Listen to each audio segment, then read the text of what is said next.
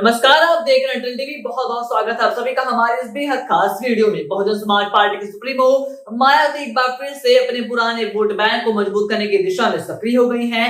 लगातार हो रही संगठनात्मक बैठकों के जरिए मायावती अपनी राजनीतिक जमीन को फिर से सुदृढ़ करने की रणनीति पर काम कर रहे हैं। मुसलमानों से संवाद के बाद अब उन्होंने ओबीसी समाज की ओर रुख कर दिया है।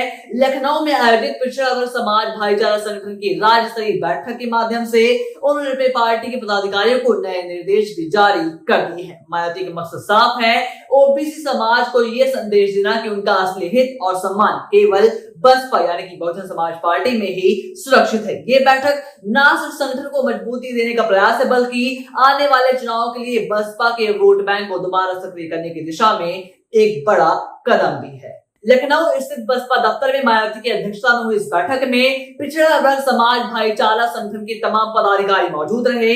मायावती ने कहा कि इस बैठक का मकसद ओबीसी वर्ग को पूरी तरीके से बसपा से जोड़ना है और इस दिशा में किसी भी स्तर की ढील नहीं दी जानी चाहिए। उन्होंने स्पष्ट कहा कि अन्य पिछड़ा वर्ग बहुजन समाज का एक महत्वपूर्ण हिस्सा है और बसपा में ही उनका भविष्य सुरक्षित है। मायावती का ये कदम बताता है कि पार्टी अपने परंपरागत दलित वोट बैंक के साथ साथ ओबीसी समुदाय को फिर से एक बार एकजुट करने की मुहिम चला रही है। ये वही वर्ग है जो समय के साथ भाजपा, सपा या फिर अन्य दलों की ओर झुक गया था। अब बसपा उस सामाजिक संतुलन को दोबारा पाने की कोशिश में है जिसने उसे सत्ता तक पहुंचाने का पूरा प्रयास किया था या फिर सत्ता तक पहुंचाया था।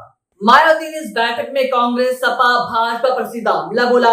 उन्होंने कहा कि ये सभी दल केवल ओबीसी समाज के वोट बैंक के लिए दिखावटी बातें करते हैं, लेकिन हकीकत में उनके हित के प्रति ईमानदार कोई भी नहीं रहता, चाहे वो बसपा हो, चाहे वो सपा हो या फिर अन्य कोई पार्टी हो। मायावती ने साफ कहा कि बसपा वो पार्टी है जो कि बाबा साहेब भीमराव अम्बेडकर के मानवतावादी सिद्धांतों पर चलकर समाज के हर वर्ग, गरीबों, मजदूरों, छोटे व्यापारियों, दलितों, पिछड़ों और अल्पसंख्यकों की आवाज उठाती है। उन्होंने याद दिलाया कि बसपा सरकारों के दौरान ही ओबीसी समाज की हर जाति को आत्मसम्मान मिला, रोजगार दिलाने के लिए ठोस कदम भी उठाए गए, जबकि बाकी पार्टियां केवल जुमलेबाजी ही करती रह गई। मायावती के इस बयान से ये तो साफ है कि ओबीसी मतदाताओं को ये संदेश वो देना चाहती हैं कि बसपा ही उनकी वास्तविक राजनीतिक ताकत है। मायावती ने बैठक में बसपा के पिछड़ा वर्ग समाज भाईचारा संगठन को निर्देश दिए हैं कि वे जमीनी स्तर पर अपनी गतिविधियां तेज करें। उन्होंने कहा है कि ओबीसी समाज की बिखरी एकजुटता का लाभ जातिवादी पार्टियां उठाती रही हैं, लेकिन बसपा का उद्देश्य सभी को एक मंच पर लाकर बहुजन समाज की एकता के साथ मजबूत करना है। मायावती का ये बयान इस बात की ओर इशारा करता है कि पार्टी अब जातिवादी आधारित या फिर जाति आधारित समीकरणों के बजाय सामाजिक न्याय और सामूहिक सम्मान के संदेश के साथ आगे बढ़ना चाहती है। इस बैठक के जरिए मायावती ने ये साफ संकेत दिया है कि आने वाले चुनाव में बसपा की रणनीति सिर्फ मुस्लिम और दलित नहीं बल्कि ओबीसी वर्ग को भी केंद्र में रखकर की जा रही है। ये कदम बसपा के सामाजिक समीकरणों को फिर से परिभाषित करने की दिशा में एक निर्णायक कदम साबित हो सकता है।